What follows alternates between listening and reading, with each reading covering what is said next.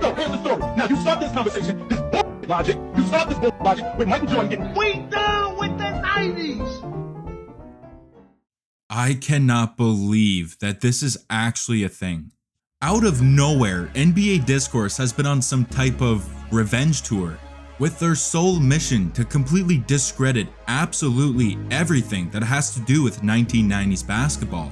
The game was slow, players were bad, and Jordan had no competition. Those are just a few of the talking points that are being held online. And that's the key to this story. It's online. This whole done with the 90s movement has been pushed forward by basketball fans who started watching the NBA in the mid to late 2000s. I happen to be one of those fans. We witnessed the rise of one of the greatest players of all time, the greatest player that we've ever seen with our own two eyes. But when we speak out about it, those beliefs would be immediately shut down by old heads in the media, as they push the narrative that Michael Jordan in 1990s basketball was the highest level of hoops that's ever been played. A belief that the game was perfect. The constant praise of the 90s left younger fans with no other choice but to go back and actually watch those games. And what they found was appalling. Superstars struggled to dribble with their left hand. Shot creating and shot making wasn't as prolific as it was made out to be.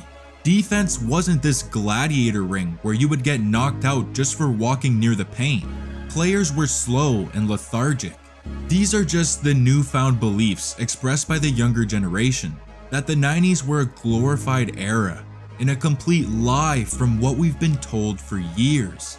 This trend has led me to do some digging, to find the actual truth behind this, and what I found may shock you.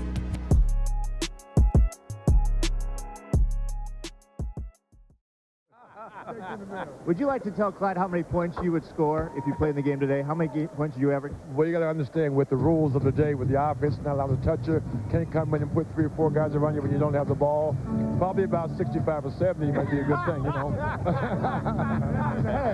The 25-year-old Wilt Chamberlain, transplanted into today's NBA, what do you do? I would love it. I would love it. 50 points, maybe 60 points, maybe 70 points a game. Because I had nobody. Wait a minute. Well, you asked me a question, right? 70 a game? Yes, you heard that right. In 1997, Wilt Chamberlain says he would average 65 to 70 points in the NBA. That because of the rules and how offense has changed, that scoring is now far easier than what it once was. Doesn't it sound familiar? A previous era believes that they are far superior to the current one, that ever since they left the NBA, defense hasn't been the same. It's watered down and it's making scoring easier. Blah blah blah blah blah. History repeats itself. The same argument using the same points have been used repeatedly over time. In the last 15 to 20 years, former players and analysts from the 90s have built this image of what basketball was like. Defense was perfect, offense was perfect, and the stars, you know, they were pretty perfect. Funny enough, that wasn't the actual belief at the time. Rod Thorne, the league's vice president during the 90s, said that everything had slowed down and that the look of the game wasn't what they wanted. Fans were angered that offenses had become stagnant and low scoring.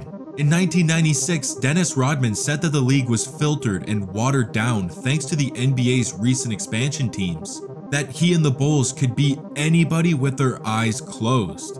It wasn't all sunshine and rainbows for the NBA. The Done with the 90s movement has taken a life of its own, exposing the imperfections of this era and the truth about its stars. Well, kind of. Yes, NBA players today are much better than they were 30 years ago. But what these fans tend to forget is that it's the normal process of life. It's called evolution.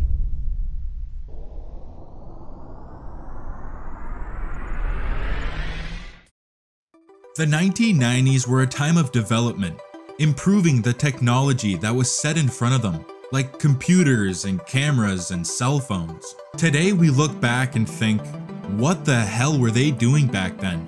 everything was obnoxiously big and slow and just didn't look right. Nowadays, everyone has a slick handheld iPhone that can do everything that a computer, cell phone, and camera was able to do in the 90s, and then some. Technology in the world evolved. The NBA is no exception. 30 years ago, you had your defenders, rim protectors, three-point shooters, and playmakers all there to play their role. Today, a player possesses most of, if not all of those attributes, and then some. It makes the skill level from the 90s look like a U16 basketball team in comparison. The game has changed so much over the years that it's basically impossible to accurately conclude that one era is better than the other. For example, the 90s prided themselves on 2s being better than 3s, and the 1995 Orlando Magic held a 2-point percentage of 53.5%, the highest mark of the 90s. This season, there are over 20 teams that shoot over 53.5% from 2-point range, and it's because of spacing. Shooters are all over the court, leading to less help on drives. Numbers have been severely impacted by pace and playstyle. Comparing just doesn't make sense, unless there was something in the NBA that's never changed. Joel Embiid is very thankful that it's never changed. The free throw line has remained at the same 15-foot distance over the 77-year history of the NBA, making it invariable and capable of measuring progression. Today's players pride themselves on their shooting ability, as they should. Over the last 10 seasons, the league's best free throw shooters averaged 92.4% at the line. Elite numbers, but it wasn't greater than the 90s. During the decade, their best free throw shooters made an average of 93.2% of their shots. Alright, that solves it. The 90s were the best decade ever. Later. I'm just kidding. Handpicking the best shooters doesn't tell the full story. In the 1990s, the league's average free throw percentage sat just shy of 75%. Over the last decade, it has increased over 2.2 clicks to 76.8%. The league's best may have been better in the past, but overall, the NBA has gotten way better. Like way better.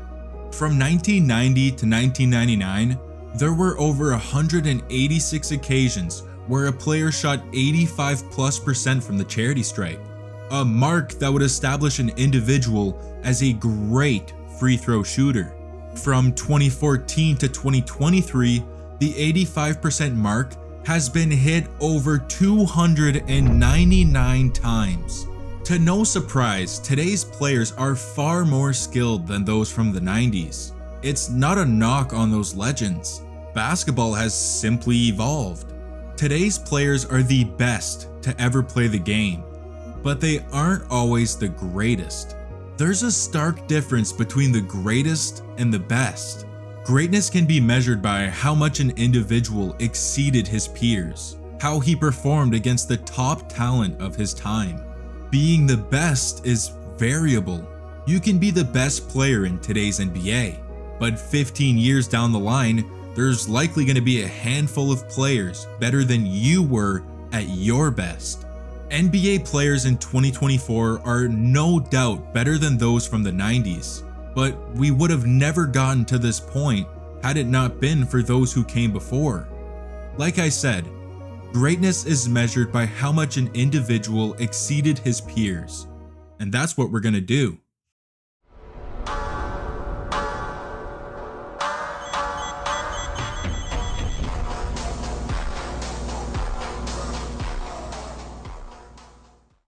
The Done with the 90s movement has taken aim at Michael Jordan, discrediting his skills and scoring ability because he played against lackluster defensive schemes and brainless plumbers. But everyone in this decade had the same competition. Mike just stood head and shoulders above his peers. He led the league in scoring from 1987 to 1993, and from 1996 to 1998. In 87, the margin from MJ to the next best scorer in the NBA was over 8 points. And once again in 1988, he outscored the NBA's best by 4.3 points. Over his career, he dominated the league's best by an average margin of 3.2 points. No left hand? No problem.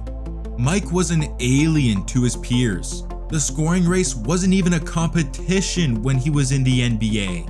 Now, if we took MJ's same timeline in today's league, only in the 2014, 17, and 18 seasons did the league's leading scorer outperform his peers by at least 2 points, for an average margin of 1.4, not even half of MJ's mark. Let's go a step further. If we also took these same seasons and measured the margin between the leading scorer's field goal percentage to the next best scorer at their position, it'll really open your eyes.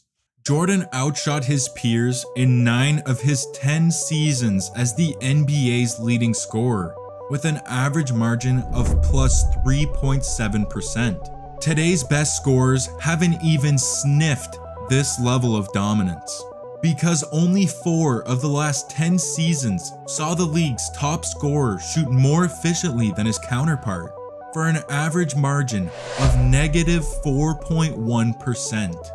Michael Jordan didn't just dominate the best basketball players in the world, he crushed them while being an ace on the defensive end, winning MVPs, a Defensive Player of the Year, leading his team to dominant regular seasons, and of course, 6 championships in 8 years for a franchise that hadn't seen the NBA Finals before him and hasn't seen it since. That's greatness. The Done with the 90s movement is useless and ignorant. To appreciate the present, we have to appreciate the past. We wouldn't have gotten Nikola Jokic without Arvydas Sabonis, Stephen Curry without Reggie Miller, Joel Embiid without Hakeem Olajuwon, and needless to say, we wouldn't have gotten LeBron James without Michael Jordan. Evolution is constant.